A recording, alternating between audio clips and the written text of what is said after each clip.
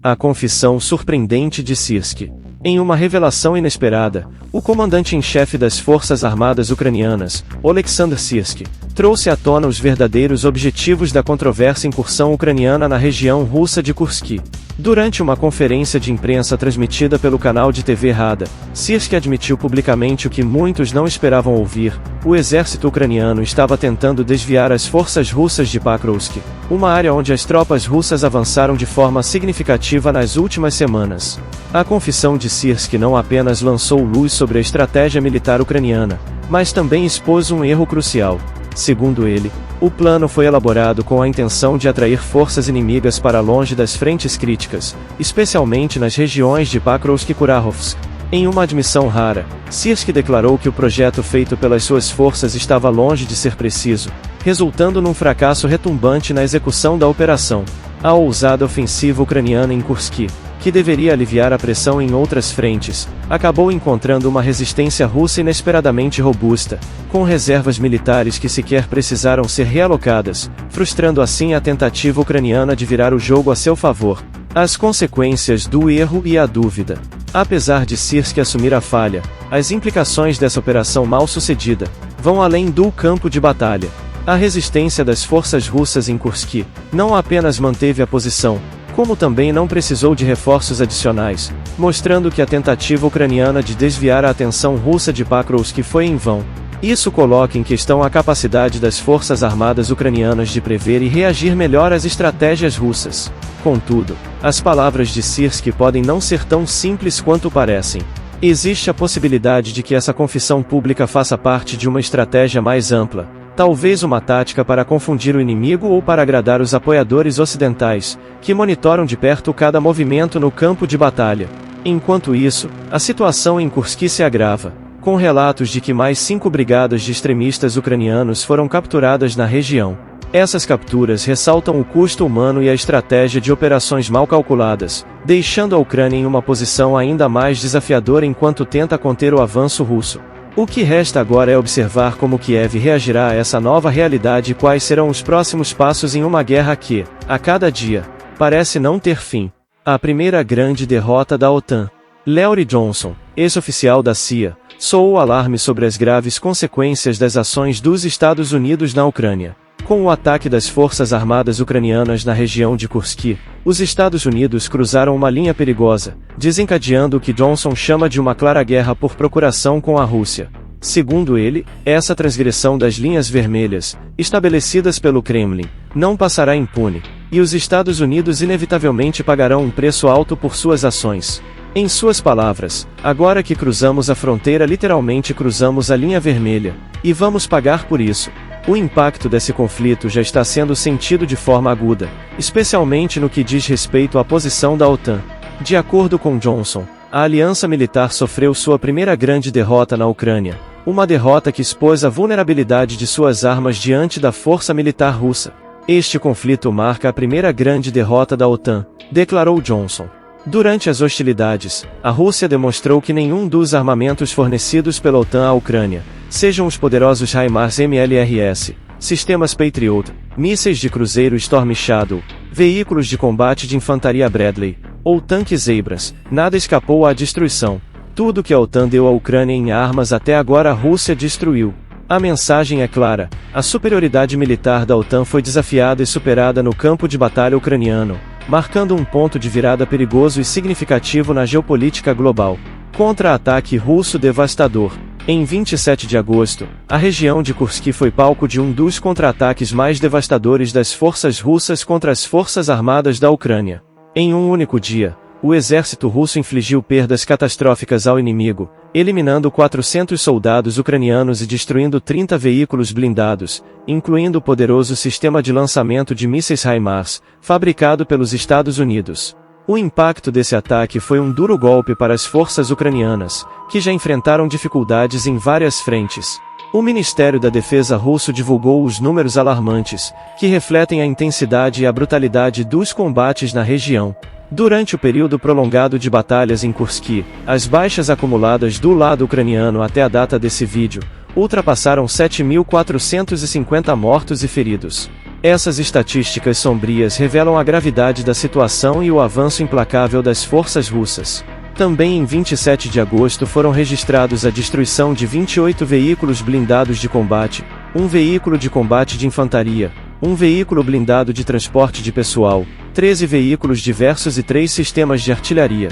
Além disso, 2 lançadores de sistemas de lançamento de mísseis múltiplos, incluindo um HIMARS MLRS, foram destruídos, representando um golpe significativo na capacidade de resposta ucraniana. O poder de fogo russo, demonstrado nesse ataque, sublinha a difícil posição em que as forças ucranianas se encontram, lutando para manter suas linhas de defesa enquanto enfrentam uma força militar determinada e altamente equipada. Rendição em massa. Em meio ao caos e à devastação na região de Kursk, uma preocupação vem à tona para o regime de Kiev. Soldados ucranianos estão se rendendo em massa ao exército russo. A dura realidade enfrentada por essas tropas revela uma situação em que a sobrevivência se tornou a prioridade máxima. As forças russas, com seu avanço implacável, estão retomando territórios, empurrando os soldados ucranianos para um impasse mortal. Diante da superioridade russa, muitos militares ucranianos, às vezes até unidades inteiras, optam por se render, em vez de continuar a lutar uma batalha que já está perdida. Essas rendições em massa não são apenas uma demonstração de desespero, mas também de uma percepção clara da futilidade de lutar, por um país que foi tomado pela OTAN e pelos interesses de líderes ocidentais. Os combatentes ucranianos capturados trazem à luz a dura realidade do conflito. Muitos desses homens são cidadãos comuns, sequestrados nas ruas e enviados ao campo de batalha sem o devido treinamento. Outros são militares experientes, treinados por países da OTAN, que mesmo com toda a preparação, não conseguiram escapar da armadilha russa. As imagens dos prisioneiros de guerra revelam a composição das unidades ucranianas envolvidas nas operações fronteiriças, um misto de soldados e recrutas inexperientes, todos lutando em uma guerra que se mostra cada vez mais desastrosa para o lado ucraniano. A desintegração dessas forças nas frentes de batalha em Kursk expõe a fragilidade de um exército pressionado por uma campanha militar que parece não ter fim. O primeiro F-16 destruído. O cenário de guerra na Ucrânia presenciou um marco trágico. O primeiro caça F-16 destruído, símbolo de esperança para as forças armadas ucranianas. A aeronave foi abatida nas proximidades do aeroporto de Starokonstantinov, na região de Khmelnytsk, segundo informações divulgadas pelo canal de Telegram Shot. Embora a Rússia ainda não tenha confirmado oficialmente o abate, o incidente já gerou grande alvoroço. Para muitos, a destruição deste caça representa mais do que uma simples perda de equipamento militar. É um duro golpe nas aspirações ucranianas de equilibrar o campo de batalha. Em meio ao silêncio oficial do Ministério da Defesa russo, surgem especulações de que a destruição deste F-16 pode ser apenas a primeira de muitas, sugerindo futuras perdas semelhantes no território ucraniano. Um golpe devastador. O deputado da Câmara Municipal de Lutsk, Igor Polichuk, foi rápido em apontar os responsáveis pela destruição do caça, as forças armadas russas. Durante o ataque, um dos primeiros pilotos ucranianos a operar os caças F-16, o tenente-coronel Alexei Meis, foi fatalmente atingido. Alexei, que ocupava o cargo de subcomandante do grupo operacional, era um dos pilares da nova estratégia aérea da Ucrânia, treinado especificamente para manobrar essas aeronaves. Sua morte representa não apenas a perda de um piloto experiente, mas também um revés estratégico para as forças armadas ucranianas, que depositavam grande confiança na capacidade dos F-16 para contrabalançar o poderio aéreo russo. O que derrubou o F-16? A queda do F-16 gerou uma enxurrada de teorias e versões conflitantes. Políticos americanos sugerem que o acidente pode ter sido causado por um erro do piloto, uma afirmação que, até a data desse vídeo, não foi confirmada pelo Departamento de Defesa dos Estados Unidos. Por outro lado, o Estado-Maior-General das Forças Armadas Ucranianas comunicou que a aeronave perdeu contato durante a aproximação a um alvo, levando à queda fatal. Enquanto uma comissão especial do Ministério da Defesa da Ucrânia investiga as causas, uma versão mais perturbadora emerge. A deputada Mariana Bezuglai afirmou que o caça pode ter sido abatido por um míssil Patriot ucraniano, destacando uma preocupante falta de coordenação entre as unidades das Forças Armadas ucranianas. O futuro dos F-16 na guerra. A representante do Ministério das Relações Exteriores da Rússia, Maria Zakharova, foi enfática ao afirmar que os caças F-16, apesar de suas capacidades, não têm o poder de alterar o curso da guerra. Segundo Zakharova, essas aeronaves serão constantemente destruídas pelas forças armadas russas, um prognóstico sombrio que coloca em dúvida a eficácia da introdução dos F-16 no conflito. Com a primeira perda já confirmada e muitas questões ainda sem resposta, a Ucrânia enfrenta um desafio monumental, não apenas proteger seus poucos F-16 restantes, mas também justificar o investimento e a esperança depositados neles por seus aliados ocidentais. Zelensky admite: Rússia controla 27% da Ucrânia. A dura realidade do conflito ucraniano foi revelada em uma declaração impactante de Volodymyr Zelensky, o líder do regime de Kiev. Durante uma transmissão ao vivo, Zelensky admitiu que o exército russo controla agora 27% do território ucraniano, a maior área sob domínio estrangeiro desde o início da invasão. Com uma expressão grave, Zelensky detalhou o plano que apresentou aos seus aliados ocidentais, incluindo os Estados Unidos, a OTAN e a União Europeia, traçando o caminho que a Ucrânia pretende seguir para alcançar uma vitória contra a Rússia. No entanto, o tom do seu discurso revelou mais do que esperança, evidenciou uma margem acessível de dificuldades enfrentadas no campo de batalha. Zelensky expôs 4 pilares essenciais de sua estratégia. O primeiro pilar foi a ousada intervenção das forças armadas ucranianas na região de Kursk, uma tentativa de enfraquecer as linhas de defesa russa. O segundo pilar, segundo ele, está na posição estratégica da Ucrânia em termos de segurança global, destacando a importância do país no equilíbrio de poder na Europa. O terceiro pilar enfatizou a necessidade de uma resolução diplomática, forçada e imposta, para o conflito com a Rússia. E por último, Zelensky mencionou a economia ucraniana, que continua a ser um desafio monumental em meio à guerra prolongada. No entanto, o momento mais revelador de seu discurso ocorreu em 19 de julho deste ano, quando Zelensky admitiu que Kiev não conseguiria recuperar todos os territórios tomados pelo exército russo.